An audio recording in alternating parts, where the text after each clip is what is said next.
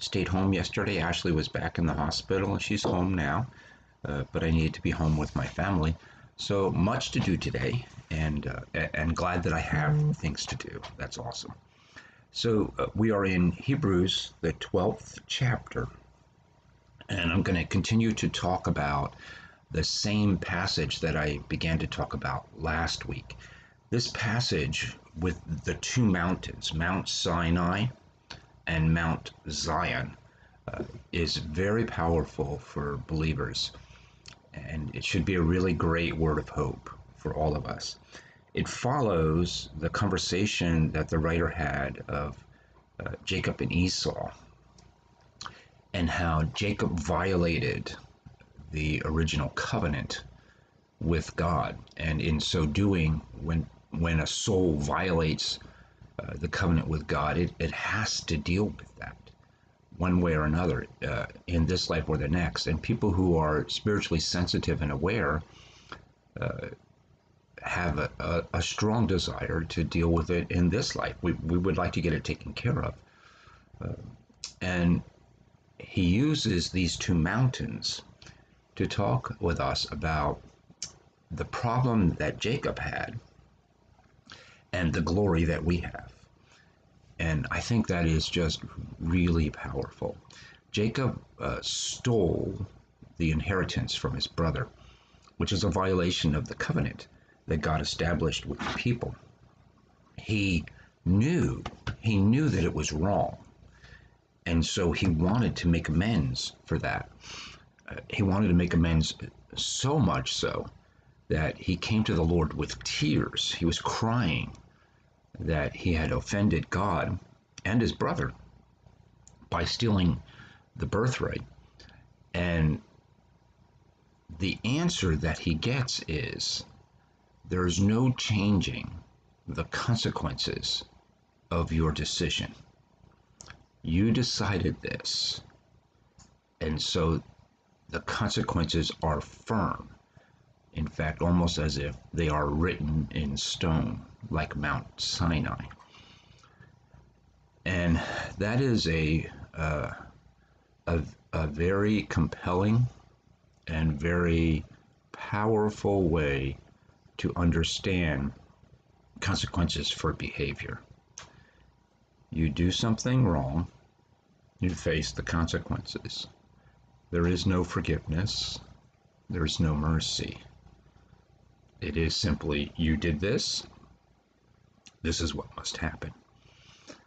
And it brings Jacob to tears. It makes him feel guilty, of course. He gets physically sick, psychologically and emotionally sick, and spiritually sick over this. He wants to make amends, but there's nothing he can do. And that's Mount Sinai. That's the whole point of Mount Sinai. The weight of the law presses us down. And so all we have, if we live under the covenant of Mount Sinai, all we have is fear and trembling. Even for those who would deny that they are lawbreakers, or would say that the law doesn't apply to them, or the law is no longer valid. And so I'm free to do what I want. It's my life. Even those people live under the weight of the first covenant, and their soul knows that. Whether they deny it or not is not really relevant. And so that weight creates a certain attitude toward God that is inevitable as a part of the consequences for the behavior, which is he doesn't love me. We come with fear and trembling. We distance ourselves, or we pretend that he's not there. And so we discard the concept that God is real because we don't know how to deal with the consequences of our behavior and who we are. And that's Mount Sinai. That's the weight of Mount Sinai.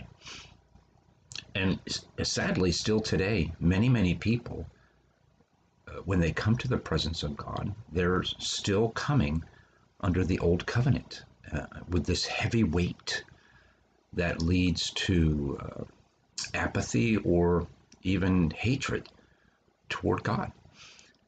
But the contrast, he says, is that those of us who are in Christ, listen to how he says this. It's just so glorious.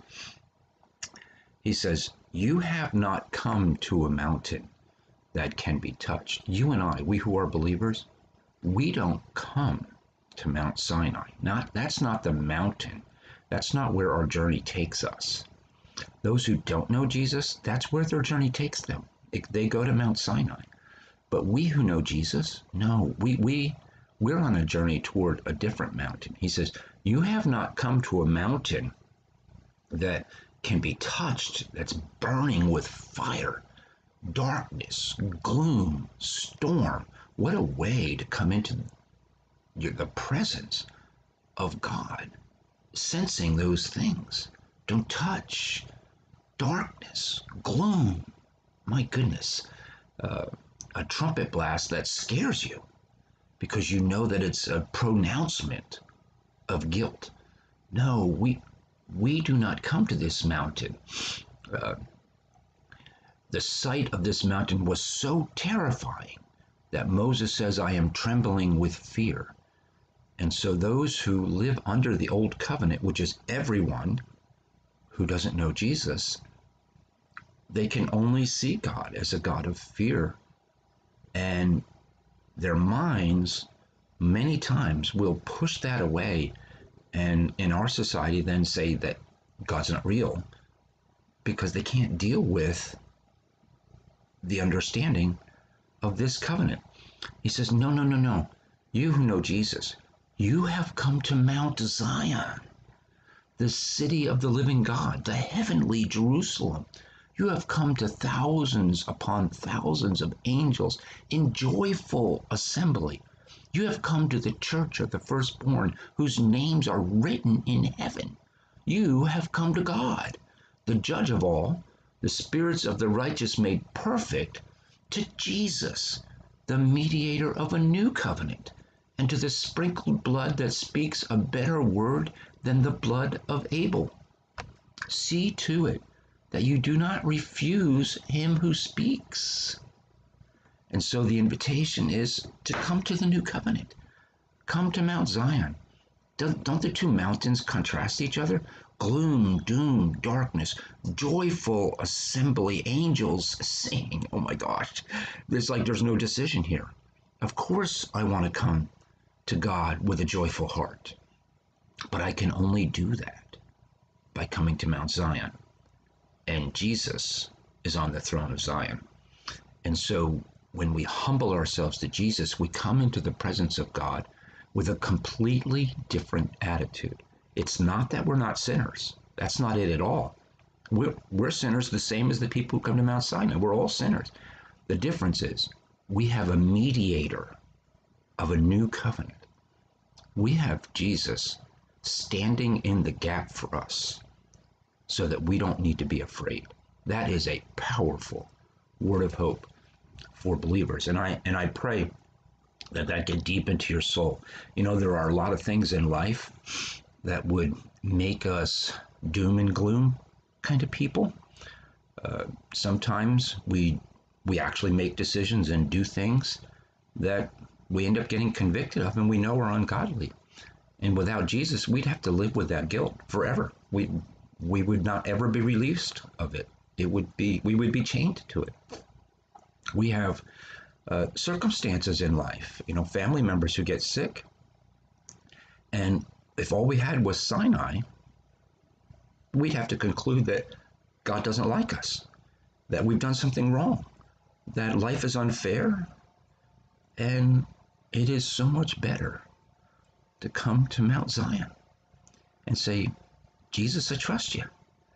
This is the life you gave me, and so I trust you for it.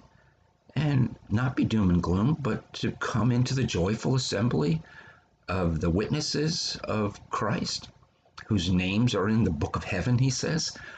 What a different way to live life, and a better way, really. A better way in this life, and certainly by far better in the next, because I'm coming to Mount Zion. Everybody else is going to Mount Sinai.